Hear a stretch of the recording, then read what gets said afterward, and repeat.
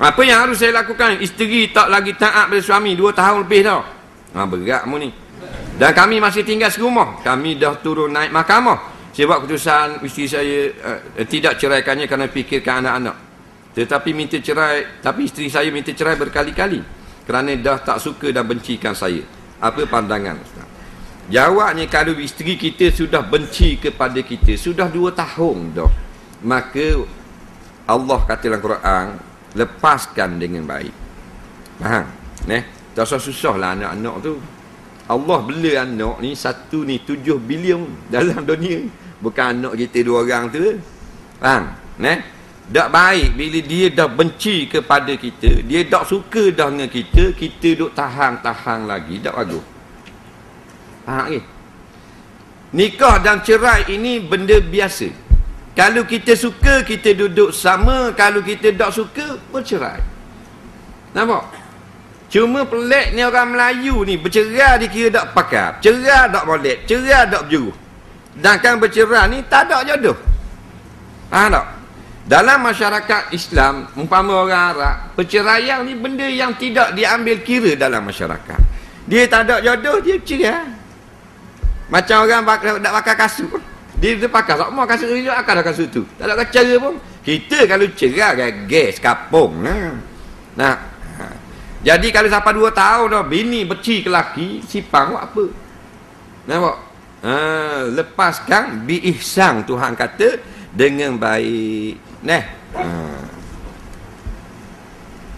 Masalah kadang-kadang mahkamah nak panggil nak cerai, laki tak mari, dah lah nak sapa aku bini nak pergi ke mahkamah 2 kali kereta sewa. Kena molek sapa mahkamah lain naik. Masuk mahkamah betul pula, tekan lihat tekak 2 naik atas bumbung.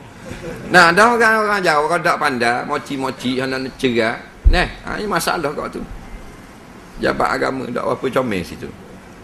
Zaman Nabi orang mari dah ke bini nak cerai, Nabi tanya 5-6 minit cerai. Susah masalah. Ni 3 tahun tak cerai, ada 8 tahun baru boleh cerai. Masalah. Laki tak mari, yakin pertama laki kata postpone 3 bulan dari sekarang. 3 bulan mari pula bini, laki tak mari juga, postpone pula dah. Tak ada hak je. 3 bulan lagi laki mari, bini pula tak mari, postpone pula. 3 bulan lagi bini mari, laki mari, hakim pula cerai. Sampai cerai hakim. Nampak? Jadi postpone pula. Ni masalah.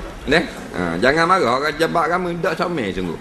Nak tutup nafkah sampai 8 bulan tak selesai masalah.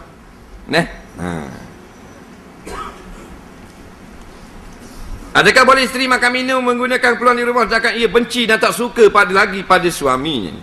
Kalau kita benci ke orang tu, jangan guna harta orang tu.